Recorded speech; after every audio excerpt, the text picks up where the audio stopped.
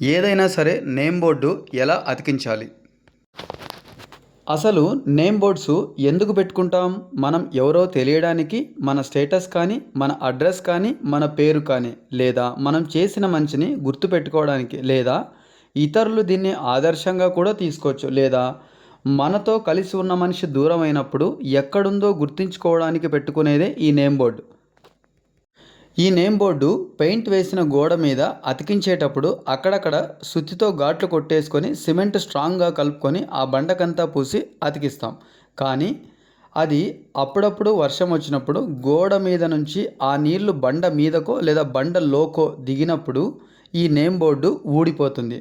అలా ఏ రకంగా కూడా ఊడిపోకుండా అతికించిన గోడ నుంచి విడిపోకుండా మేము బండ చుట్టూతా రంధ్రాలు వేసుకొని బండ సైజు కంటే కొద్దిగా ఎక్కువ డిస్టెన్స్తో మేకులు గోడలోకి కొట్టేసి కంప్లీట్గా మేకు లోపలికి వెళ్ళేసి అది బయట ఉన్న మేకు హెడ్ ద్వారా ఈ నేమ్ బోర్డు కార్నర్స్ని చుట్టూతా పట్టుకొని ఉండేలాగా చేశాం. ఇదే ఎందుకు చేశామంటే మేకు అనేది ఇప్పుడు అతికించే బండకి ఆల్రెడీ ఉన్న గోడకి ఇవి రెండిటికి కనెక్టివిటీ చేశాం.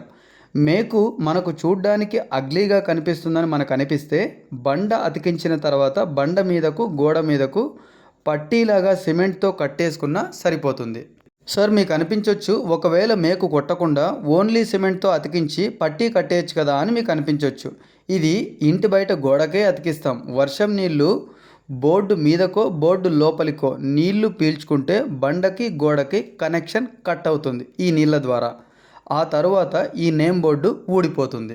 Very simple sir. ఏదైనా మనం ఇంట్లోకి అద్దెకు వచ్చినప్పుడు తేలికైన గడియారాలు, బరువైన ఫ్యామిలీ ఫోటోలు గోడ మీద అందరికీ కనిపించాలి అంటే గోడకు మేకే కొట్టేసి ఫోటో అతికిస్తాం. అది ఏ రోజైనా మేకు వంగిపోయిందా, విరిగిపోయిందా, మళ్ళీ మనం ఇల్లు ఖాళీ చేసేటప్పుడు ఫోటో తీయొచ్చేమో కానీ ఆ మేకును తీయలేం. అక్కడ ఓన్లీ మేకునే తీయలేనప్పుడు ఇక్కడ గోడకి నేమ్ బోర్డుకి మధ్యలో మేకు సిమెంటు ఈ మూడింటిని స్ట్రాంగ్గా కలుపుతూ ఉంది. అలాంటప్పుడు ఈ నేమ్ బోర్డు ఊడిపోయే ఛాన్స్ ఎక్కడుంది సార్? ఒక బ్యాంక్ మేనేజర్ నీటి నాణ్యత, శుభ్రత కోసం 2 లక్షల రూపాయలు ఖర్చు చేసి స్కూల్ పిల్లల కోసం ఈ ప్యూరిఫైర్ని డొనేట్ చేశారు. ఈ ప్యూరిఫైర్ ఉన్నన్నాళ్ళు ఈ నేమ్ బోర్డు ఉండాలని ఇంత జాగ్రత్తగా అతికించేసి వచ్చాం. అది కూడా రాత్రి 9 గంటల సమయంలో మా వంతు సాయంగా ఫ్రీగా ఫిట్ చేసి వచ్చాం. ఇది పర్మనెంట్గా ఉంటుంది కాబట్టి.